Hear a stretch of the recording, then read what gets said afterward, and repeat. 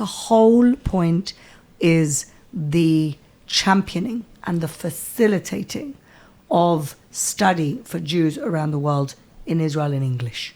Academic degrees, but also junior year abroad and semesters abroad, anything which involves academic study.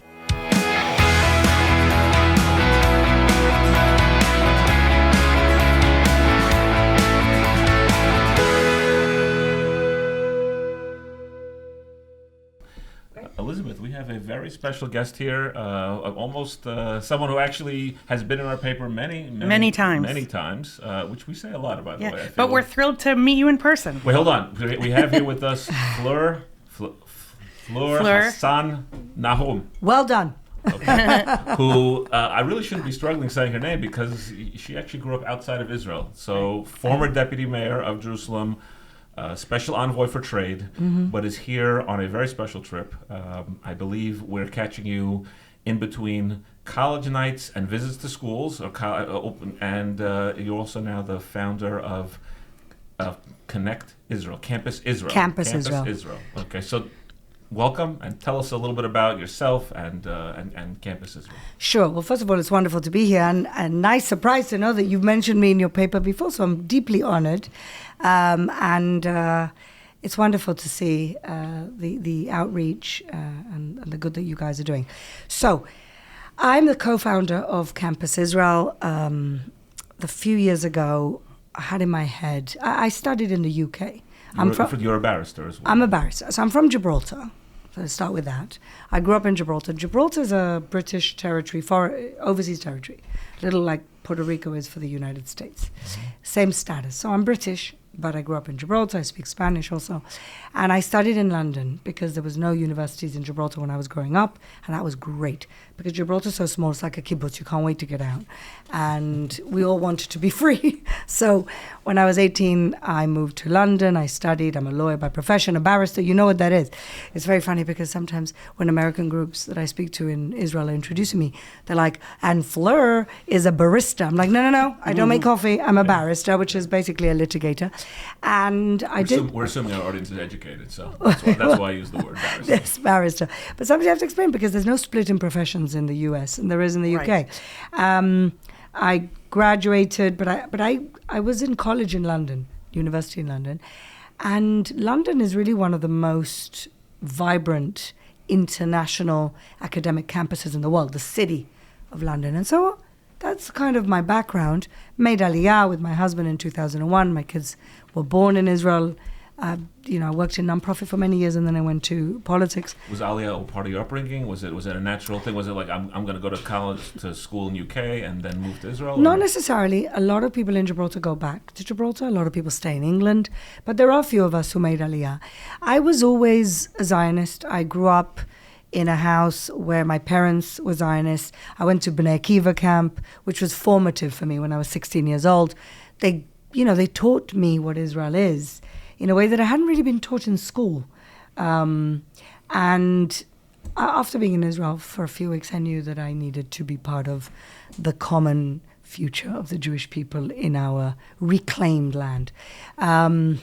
And then when I met my husband and he told me on the second date that he wanted to make Aliyah, I'm like, okay, I'll marry this guy and then we'll make Aliyah. That's exactly what happened.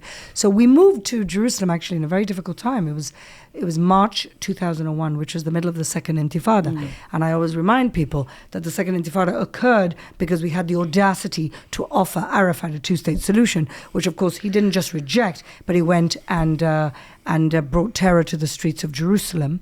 And that was the time that we came. I mean, our families thought we were nuts. What are you doing? Did you have relatives there? Was it a soft landing?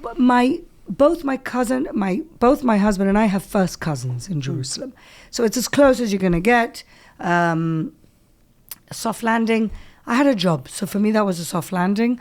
My husband's a dentist and he had to take exams to requalify. And then he went to the army and he's like, the army didn't want me because I was 27. They don't want older women, 27. Were you a mom by then? No. My kids were born in Israel. But my husband was a dentist, and at that age, they still needed doctors and dentists in the army. Okay. So my husband went to the army and said, listen, I know you want dentists. Here I am. Hineni, take me. And they did. And he actually had a very nice short army dental career, and then he did reserve duty for 20 years as an army dentist. So, I was we were in Jerusalem.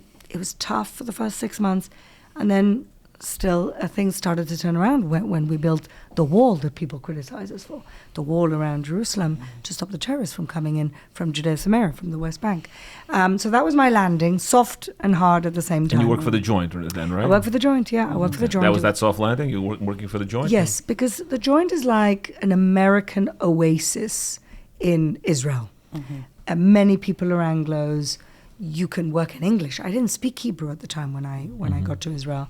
We did Ulpan. They let me work part-time as I was doing Ulpan. I had wonderful mentors. But through the Joint is very involved. People don't understand. The Joint is a global organization, Jewish organization, one of the biggest. But also in Israel, it acts almost like the R&D to the government. They identify gaps, social gaps in society. They come up with solutions. They implement the solutions. And then they phase out and let the government take over. A really wonderful, unique model that they have. And so through working at the JDC, the Joint, I learned about Israel's social gaps. I learned about where we went wrong and what we have to do to fix things. Israel's minority communities, the Haredi community, the Arab community, the Jews community, the immigrant community, the Ethiopian community, all of these communities that are in the margins of society, one way or another, they had solutions for. So I learned so much. It was like my university into Israeli society. So I worked there for a bit, then about 6 years. Then I became the executive director of another nonprofit organization you may have heard of called Tikva Children's Homes, which is doing really God's work, taking in Jewish children who are abandoned or abused from the former Soviet Union. But they had places in Ukraine, I think, right? They had in Odessa. They had 3 orphanages. These are kids really.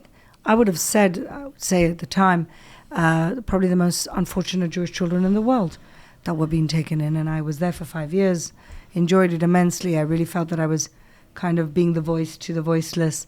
And after a 12, 13-year career in nonprofit, I thought to myself, maybe I should do something else. And a friend of mine had a communications consulting company that was helping Israelis with messaging and public speaking abroad. And through that, I joined her business and we kind of created something together. I used to help people in strategic communications. And through that, essentially, I learned about the strengths of Israel, which is a startup nation. So that's when I was became acquainted with something I didn't really know, which was the innovation community of the State of Israel through academia, through the incredible professors in these incredible academic institutions. And I was kind of helping, I always say I was helping academics talk like normal people. I was helping academics take their very kind of complicated research and boil it down into 15-minute TED Talks. And I loved it because I have no science background whatsoever. And I used to go in there and I used to say to them, look, you have to explain it to me and I have to help you communicate this to a relatively intelligent person that knows nothing about biotech, that knows nothing about astrophysics, that knows nothing about nanotechnology. And then I'm going to help you present it in a way where people understand why it's important to humanity. So you know stuff about those things now? Now I know like what the popular science books would teach you, but that's what I needed to know in order to help them develop TED Talk, What a useful role, though. That's, right? I mean... But I just felt that from every single professor that I would help, I came out like rich in knowledge that I had no idea about. And I would go in and I would say to them, look, I'm going to ask you questions that to you are going to seem stupid, but you have to answer them for me if we're going to formulate a really compelling TED Talk. So I was doing that for a bit. And through that, I also got acquainted not just with the innovation ecosystem, but with academia in the State of Israel. So all of that put together, I then made the mistake of helping a small political party that dragged me into politics. I was a city council member for Yerushalayim for 8 years and deputy mayor for 5.5 years. I would have been for 5 years if not for October 7th. Wait, you were in Moshe Leon's party, the mayor party? Yes. Or you were his, okay. I was his deputy mayor. No, but you ran with him No, also. I didn't run with him. I ran with Elkin, who lost in the first round. And in the second round, the whole world wanted me to support the other candidate. And I said, no, Moshe Leon can actually handle this. So I was very lucky. I backed the right horse. And when he won, he said, okay, what do you want now? I said, I want to be the foreign minister of Jerusalem. I'm the only one here who speaks English, and I speak Spanish. I understand the value. A lot of the problem sometimes with Israelis is that they're very provincial, they're very insular. They don't understand that Yerushalayim is not just the biggest city in the state of Israel. It's not just the capital of the state of Israel. It's also a symbol. It's the capital city of the Jewish people. But in Israel, there's little understanding, I think, of the diaspora. Little understand, and this is why they fail so badly at Hasbara. Even though they mainly come from the diaspora. But no, their grandparents came from the diaspora. Their grandparents. Look at the Knesset. Very few people, apart from the Russians, some of them, most people were born in Israel. And I think there's an advantage when you see Golda Meir and Abba Ibn and and Herzog's father, all these these people experienced anti-Semitism outside. They experienced immigration. And so I think that is a value in Israel. And that helped me make the mayor understand that he really needed a foreign relations shop in the city of Jerusalem. And that's what I ran, essentially. And I was also, as a result, the spokesperson to the foreign media from Jerusalem. And every time something happened in Temple Mount, with Ramadan or Sheikh Jarrah or whatever was going on in Jerusalem, I was the person on BBC and CNN. So through my kind of foreign relations work, I got very involved also in the Abraham Accords. I'm the co-founder of the UAE Israel Business Council, also the Gulf Israel Women's Forum, and got very involved in kind of connecting Yerushalayim to the region. When people told me, don't go to the UAE, Jerusalem is so sensitive, and I'm like, I'm going. And honestly, I'm so happy that I didn't listen to those voices, because I really believe that people respect people who respect themselves. And that's what Jews have to do. We can walk tall. We have so much to be proud of. And so I got to the UAE, and I was received with the red carpet. They treat me better there than they do in Yerushalayim. Anyway, so... Less criticism, yes. So, but I wanted something a bit more international. After 8 years in City Hall, the foreign minister called me and he said, we're about to do peace with Saudi Arabia. Well, how can you help us? I said, well, give me a platform and I'll help you. So he made me a special envoy for trade and innovation. And it was Chagim 2023. I was going to finish the Chagim and start my new job. I was going to finish my deputy mayor position end of October. 7th of October happens. And that Shabbat morning, even though, of course, I'm Shabbat observant, after I understood we're at war, I opened up my phone to see what was happening. My husband wasn't home. He was in hospital with his father. And I realized that we're at war. I realized how cruel. There's a massacre. What was going on? I couldn't believe what was going on. And then at the same time, I see the BBC's calling me. It's 10 a.m. And I'm like, why is the BBC calling the deputy mayor? I'm still the deputy mayor of Jerusalem. Why is the BBC calling the deputy mayor of Jerusalem? This is happening in Gaza. And then something dawned on me as I was deciding whether to answer the phone or not, because it's Shabbat. Something dawned on me, and I realized that they're calling me because nobody else is answering. Right. And at that point, I thought, you know what, God forgive me. This is why I'm here. We're at war. And I answered the phone, and I explained to the world what was happening from those first early moments. You don't even know. You barely even know yourself. I had my phone, and I was getting messages by my Arabist journalist friends. So whether they were Jewish or non-Jewish, they were looking at the Arab media. These people, these monsters, were live streaming. Yeah. And so I was seeing, they were seeing in Arabic what was happening, and they were reporting it on, I'm in a few Hasbara groups, as you can imagine. And they were reporting it to me, and I was telling the world. It was like, it was like, I was watching it on TV, and I was like, like that. It was crazy. And then somehow my special envoy position became a special envoy to communications, rather than, there was no trade and innovation to do at that point. It was communications. So the foreign minister calls me up a week after I'm doing like 10 interviews a day. Oh, Fleur, would you also represent us? I'm like, anything you want. I'm already doing it, but yes, thank you. So I've been doing that nonstop, until every day I do some interviews here and there. It was, of course, very intense during the war. There were moments when I was doing 10, 12 interviews a day. I was doing it through the night, because Israel doesn't have a narrative warfare solution. Right. And I mean, that could be a whole other podcast, right. But that's not why I'm here in America this week. Let's hear. So are you able to even focus? So let's hear how this germinated. So basically, after October 7th, with everything that was happening, when I saw the bile coming out of college campuses in America, I'd already had this idea in my head for a number of years. I kept thinking, why aren't more students learning innovation from the startup nation? That was like a very basic thought. Why are more Jews studying in international schools in Israel when they are the best in the world, when the academia in Israel is top-notch? I knew that firsthand because I'd had all this experience with all these incredible professors curing cancer, curing, climate problems, curing so many things. Real tikkun olam, which I know is a term that people like here. Really, or, tikkun olam in the best way possible. Through our innovation, through our creative thinking, we're solving the world's challenges. People don't know that enough. It's not just, a little chip in a phone. It's way bigger than that. Israel is advanced in so many ways in terms of its problem solving and innovation. I knew that from my work as a communications consultant.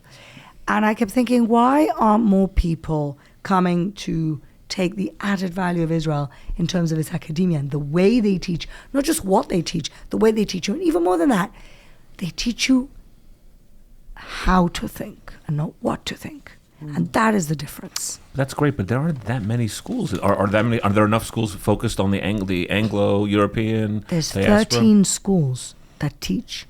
They have an international school that teach, so not all the degrees, but some degrees in English.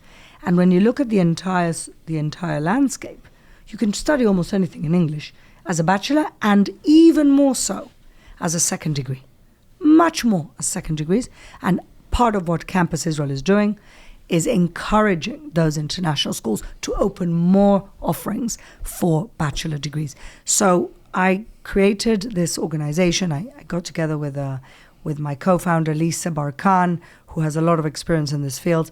And we got together, essentially, and we created this entity this nonprofit organization called Campus Israel. The whole point is the championing and the facilitating of study for Jews around the world in Israel in English.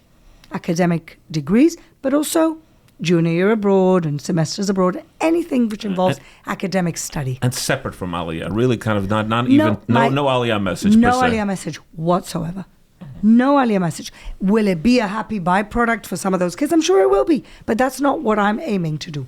I'm aiming to present the Israeli academic landscape, our institutions, as the best in the world and even better in the Jewish country for these Jewish kids who are challenged every single day in academic campuses around the world, who feel they have to hide their Magen David, their Judaism, who walk around with a target on their backs. And even worse, I truly believe that it's going to take years before the influence of countries like Qatar, the indoctrination in academia, especially in liberal arts. It's a little less so in sciences, especially in liberal arts. It is in social sciences, but less in real sciences. That's going to be, I think, something that's going to take years to clean out from academia. And in the meantime, why suffer? Be amongst your people. Study in the best places in the world. Get the degrees that have taught you to deal with the future. The future is going to look very different with AI. And Israel is perfectly positioned to train those leaders of the future in a different world that we can't even imagine right now. Mm-hmm. Well, we have Tel Aviv University on our cover this week. Yep. This is last week's. It's coming later. What are they? They received a major gift, a massive endowment from the Kratz family. Nice. We also hear from the University of Haifa often. Academic colleges has been very big lately. Wonderful. We work with all of them. Mm-hmm. They are all part of our bigger ecosystem. Mm-hmm. And we don't just work with them, but we also continue. We have an ongoing conversation with them. If we see here on the ground, for example, that there's a demand for a particular bachelor in English that doesn't exist, we're going to be pushing and advocating and lobbying for that with our university partners, yes. Wow. So what did your visits to campuses here in New Jersey and New York look and like? Schools, yeah. And give us some of your elevator pitch to the parents that you the way that we went to a lot of school fairs this week. And I'm actually, for me, this was a labor of love and also kind of a hunch and an instinct that I had that this was going to be something people are going to gravitate towards. And I feel this week, after going to 4 college fairs, that my instinct was validated, because our table was full of people coming up to us saying, I want to study in Israel. My kid wants to study in Israel. What does it look like? How do we apply? Now, we have created something that didn't exist, which is a digital platform, which is going to be a one-stop shop. What do I mean? At the moment, if you want to study in Israel, you go study in Israel. There's many different websites that don't really give you comprehensive information, or you can go to the separate universities. But there's not one place that aggregates everything and shows you everything, and that also helps you decide. It's almost like a college guidance counselor. You know, if you don't know what degree you want to study, you click and you do a quiz. And the quiz gives you ideas of where you could study, you know, according to your talent or your interests. That doesn't exist. Then we help you apply. We help you get accepted. We hold your hand through the whole process. Once you decide you come to Israel, we're there for you. You have a problem with your dorms. You have a problem with your health insurance. You have a problem with your student visa. You have a problem because your father's an Israeli and you don't know how to get a student visa. All of that we solve for you. We are that advisors. We are that smooth landing for you. And then, of course, we want to do the connection with the Startup Nation, do internships. We want to do connection with the land of Israel. Show you where you're from. Show you where your ancestry comes from. But you pick and choose. You can do as much or as little as you want. You can use us as much. You can just call us up when you have a problem, and you cannot deal at all. We're just there for it to be successful and to have more and more and more kids come to our academic institutions in Israel. And I heard also, I think that I don't know if it's been implemented, about a combined application. That meaning I could do one application, apply to all Israeli students. So we are working towards. We don't have it yet because it's going to take a little bit of time. But our digital platform, please God, soon will turn into a version of the Common App, so that you can just apply once. Multiple universities can get your information and can start the process with you directly. So those open houses, those college nights, were mostly in the Orthodox world or outside the Orthodox? Yes, they were mainly in the Orthodox world. The Orthodox world is part of our target, not our only target. Next, we will go to the more pluralistic schools, and I also want to go to non-Jewish schools who have high Jewish participation. We're going to be doing trips to Israel for college counselors, and I want to actually do an emphasis on the pluralistic schools and the non-Jewish schools, college counselors, so that it's on their radar. You know, there's 100,000 Jewish kids going into college in America every year. If we manage to get 5% of that, we've changed what the diaspora-Israel relationship looks like. Yeah. Because some kids will stay, and like I said, that's not the agenda of this organization, but they will. They'll meet people, they'll fall in love, they'll stay, they'll find a job, they'll stay. That's just natural. But the ones that come home are going to be empowered, proud, resilient, strong Jewish leaders. And that is a game changer for the diaspora. It's actually a almost like a leadership program as well. It's interesting because I'm a parent of 3 children that are probably spent a combined 6 years studying in Israel. None stayed though so far. Maybe they didn't know there were options to. That's what we're doing. We're working also with the gap year kids. So I'm saying it's interesting. I don't look at it as I don't look when they come back as they're. It's just maybe a limited worldview of mine. I don't really look at them when they're coming back as their Israel experience, coming back as Jewish leaders. Maybe I should. So you should, because I think that living on their own, living in Israel, it's not always easy. Living in a society which is, you know, it forces you to kind of be a little bit more empowered and assertive. That is. You compare your kid who's been to Israel, spent a year in Israel, to a kid who hasn't, and I think you'll see see a difference. Huge difference. You're 100% right. You're absolutely right there. And yeah. I'm also interested in something you said before we went on air about the relative cost of university in Israel versus. I mean, I didn't want to lead with that, but let's be honest here. Mm-hmm. You can get a full degree in Israel, which is, by the way, recognized around the world. I've got kids who've done a degree in Israel and come back and done Harvard postgrad here. You can do a full degree, which is 3 years. Most of them are 3 years and not 4. Some of them are 4. You can do a full degree for 3 years for the price of 1 year tuition in America.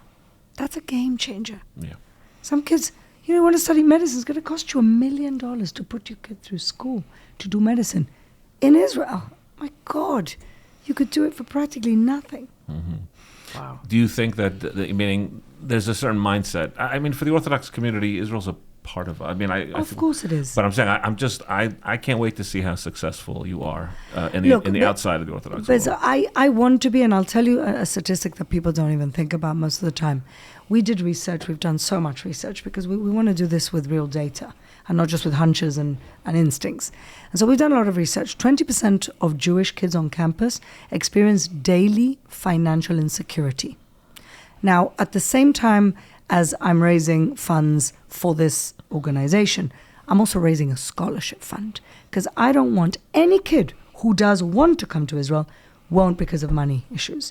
That may be more relevant for European Jewish kids than for American kids who are getting a bargain compared to American college tuition fees. But there are still kids in this country who struggle, Jewish kids who struggle through college, and I'm giving them an incredible alternative. Mm-hmm. So as you say, the Orthodox community is the low-hanging fruit, let's call it that. Mm-hmm. But I truly believe that there is a great case to be made to the less affiliated Jewish kids. And them, we could be really saving from being brainwashed in college. I met parents who cried to me that their kids don't talk to them because they are Zionist colonialists. Come on. This is what some kids, our own kids, our Jewish kids, are being indoctrinated. Yep. I want to offer an alternative to those families too. Yeah. It's really important. I after October 7th, the massive, the multiple repeated insults on Jews on college campuses has made me, as a, university graduate of multiple universities here in America, embarrassed to be alums of these places. And honestly, why would I send my kids who are, unless things change in the next 3 to 5 years with these paroxysms of anti-Semitism, I don't want my kids anywhere near a U.S. college campus. I don't blame you. I'd be scared. I'm also, I did one of these mid-executive things in Harvard Kennedy School, and I've got the whole swag. I don't want to wear it anymore. Right. I don't want to wear it anymore. Yeah. The only swag I wear is the Harvard Hillel with a hay. Yeah. No, but really, I don't want to wear it anymore. Yeah.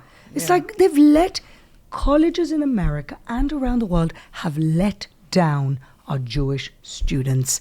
There's no other way to look at it. And so it's a very Jewish thing, When you think about the immigrants that came to this country, Jewish immigrants, when they couldn't get into the banks, what did they do? Started their own. Exactly. Goldman Sachs, Lehman Brothers. Yep. When Jews weren't allowed into exclusive golf clubs, what did Jews do? Started their own. Yeah. When you treat us like trash in college campuses, what do? Start our own. We go to Israel. Same concept. I love it. Well, also, since you have spent so much time in London, I wanted to ask you also about, just before we walked in with you this morning, we were watching footage of Jews in Golders Green protesting the visit by the Prime Minister to Golders Green, calling him Jew Harmer, not Keir Starmer. Things like they're making little memes. But these kinds of things that are happening are propelling us toward a new kind of future. I think, not just for London's Jews. Well, you know what I thought about this week when we saw the terrible attack. That I have to actually hire somebody for the UK because I really do. I studied in the UK, and when I was there, it was towards the end, it was beginning to get a little dodgy. I went to a university that today is a hotbed of Islamism, but I really do think that I need to now also create an operation in Europe, but starting in the UK. I really want to do that now. I would actually say Europe first in a sense, because especially England. For example, I studied in England. I'm a British Jew. Right. I'm a British Jew. I'm a British Sephardi Jew, but I'm a British Jew. And it's horrifying. But the reason why people are so angry is because they have done nothing. They've enabled this. What do I mean? They've let hate preachers preach, kill the Jews in mosques without any consequence. Let's start with that. They have allowed these hate marches every single Shabbat since October 7th. Every single Shabbat since October 7th, every Shabbat. People couldn't go to the center of London. 100,000 people marching death to the Jews from the river to the sea and everything else. They say, no, it's Zionism. Give me a break. We all know what it means. They have let immigrants in without vetting who they were letting in. They have been, those immigrants, forget Jews, they have been raping, mass raping white girls, British girls in London and in the whole of the country, with the whole government infrastructure, starting from the social workers to the welfare ministry, complicit, because they didn't want to be politically incorrect. They didn't want to mention the name of the attacker, of the rapist, because it was an Arab name, because it was a Muslim name. Because we have to understand this in crime in context of who did it. When this stabbing happened in London, it takes them 5 hours to say who the guy was. No surprise. We knew. He's Somali. For God's sake, you guys have got your own problems here with the Somalis. Yeah. But what yes, I'm saying, we do. Yeah.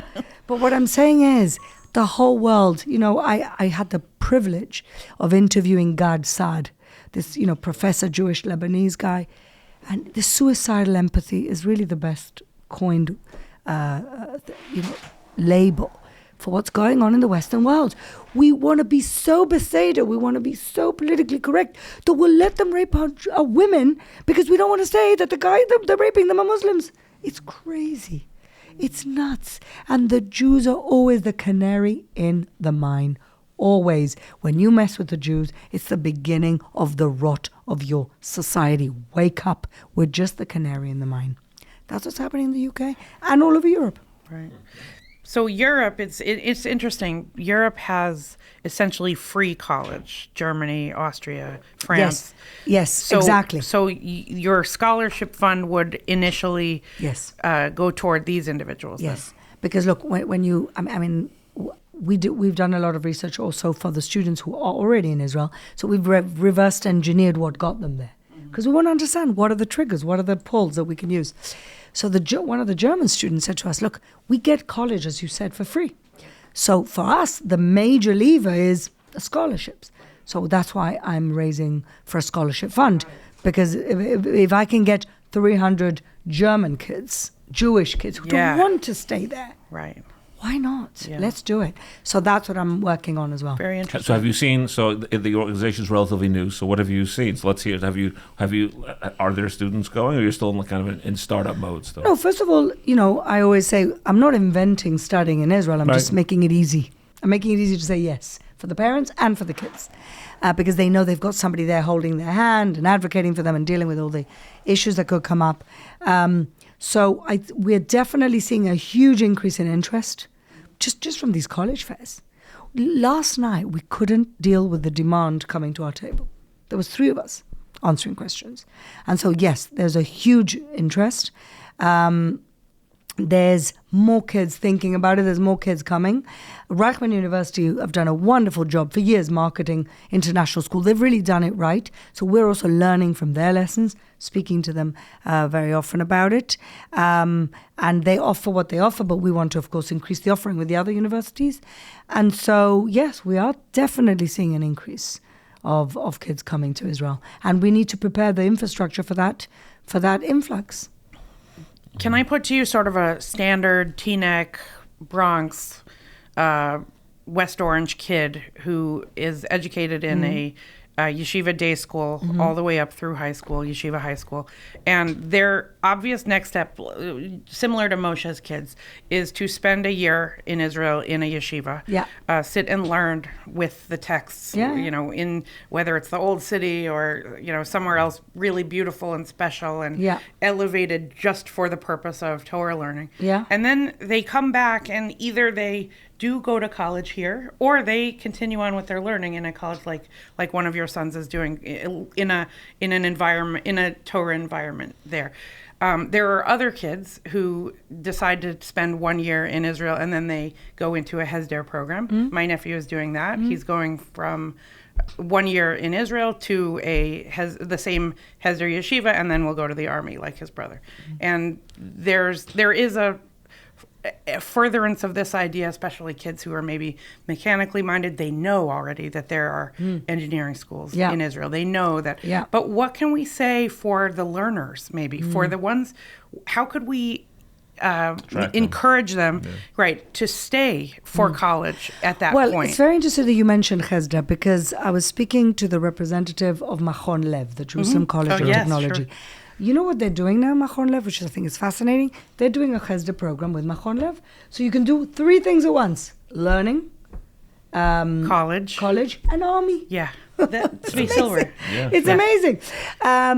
Look, if you want to stay in Israel, there's a million ways that you could stay studying. You don't have to do the army. If you don't want to do the army, if you're not an Israeli citizen, you don't have to do the army. You can go into Machon Lev anyway and do engineering and Torah study at the same time.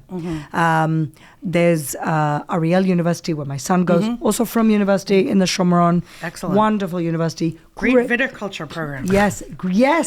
They gave me a bottle of wine. I have it in my office for you. They gave me a bottle of wine. We have to bring in the wine. Yes. They gave me, we choose. They gave me a bottle of wine that was made through a reconstructed seed from Tanakh times grape seed. Yes. Is that what you call it? Yes, Bituni probably, or another one like this. Listen, we had it. It was very nice. Recovered native species, native varietals. We drank it for Shabbat. It was wonderful. Great. So Ariel University. For the Frum kids, there are Frum universities. Bar Ilan is also a fantastic university for Frum kids. There's so many different solutions for Frum kids. There's no excuse for saying, well, we have our own YU 2.0 models there for sure.